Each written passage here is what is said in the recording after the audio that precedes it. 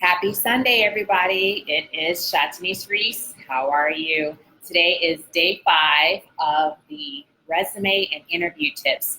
And today we're talking about awards, certifications, and the infamous references available upon request.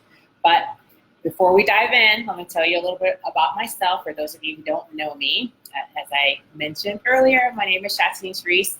I am the CEO of Super Extraordinary Mom, LLC, which is an HR consulting firm. And we specialize in leadership development workshops and helping others like yourself get prepared for that next opportunity. And so by listening to today as well as the previous sessions, you'll be able to know what tips to enhance your resume.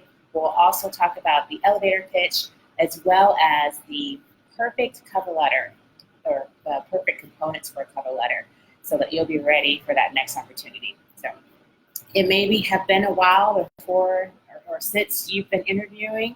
So this is a great time. It's the summer. Take a look at your resume, see if it has the most up-to-date information on it. Feel free to share this video with others. So, hey Ken, good morning. And so let's dive in. All right. So the first couple of days we have spent talking about why you should create a resume, the components of the top portion of the resume, as well as whether you should use a functional or a chronological resume. And so today we're going to talk about the certificates, certifications, and the accolades that you want to have on your resume.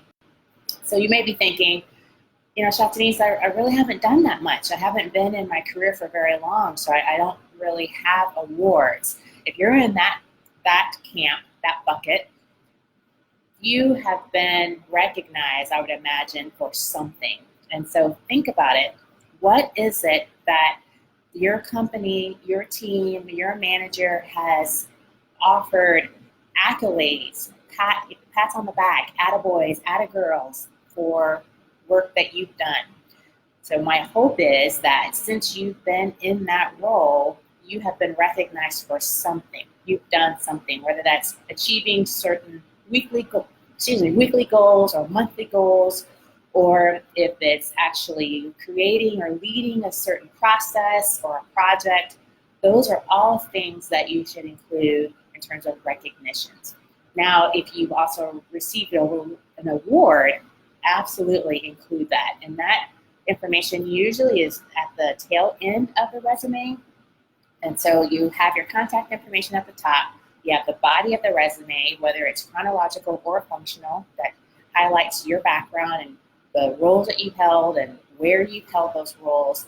And then there's that section at the bottom that talks about your awards and certifications. And that's where you have an opportunity to really tout what you've done.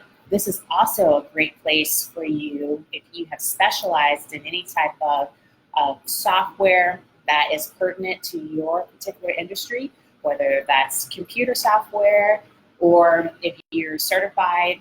So for example, I'm a certified HR professional, and so I include my certifications in that section as well. Make certain you also list the date when you achieve those certifications. That's relevant to have in that section as well. And any type of specialty. So if you speak a certain language, a different language, this would be a good place on your resume to include that information. And so as I stated, having any type of awards, recognitions, certifications, specialties, any skills that make you unique or that make you really stellar in your field or in your role, that's when you want to actually include that. I want to also spend a little moment talking about the length of your resume and specifically about how far back you should go.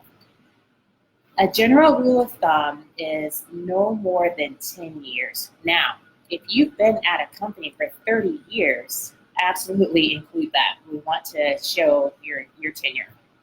But if you've had several opportunities, several roles, and your career spans 20 years, there's a way that you can include it, but beyond a certain time frame, you don't go back farther. So I would say 20 years, especially if you've been in your career for that long, you definitely want to include the 20 years. But if you've kind of jumped around, I would say make certain your resume is only the 2 pages and you're going back, 10 to 15 years at most. If you have questions about that, I would encourage you to have someone in the industry, such as an HR professional or a recruiter, that can look at your resume and give you some feedback on how far back you're going with your background. And so lastly, I want to talk about the infamous references available upon request. You do not need to include that in your resume. Everyone knows that references will be supplied upon request. So that just takes up real estate on your resume. It doesn't need to be listed there. And so I still see resumes that come through that say references available upon request. We all know that's an expectation that references will be supplied when we as the hiring manager, as the employer, request them. So you don't need to include that statement. And that's essentially it for today. We talked about the specialties, skills, certifications, awards, those things that should be included on your resume, and making certain that your resume is only 2 pages, unless you have a CV, a curriculum vitae. Those are much longer, and that's a whole different ballgame. And if you're just strictly focusing on your resume, make certain it's only 2 pages. And as I mentioned yesterday, you may have to tailor your resume depending on the position for which you are applying. So keep that in mind. But feel free to send me any questions in the comments.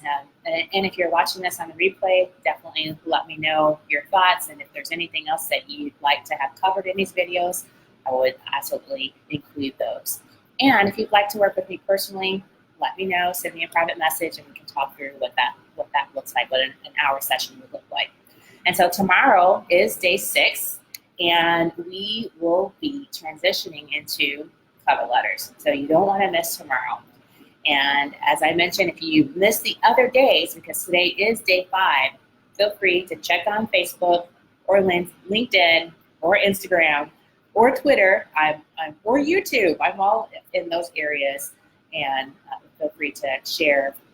So thanks for joining me on this Sunday morning. I hope you have a fantastic rest of your weekend, and I look forward to seeing you tomorrow.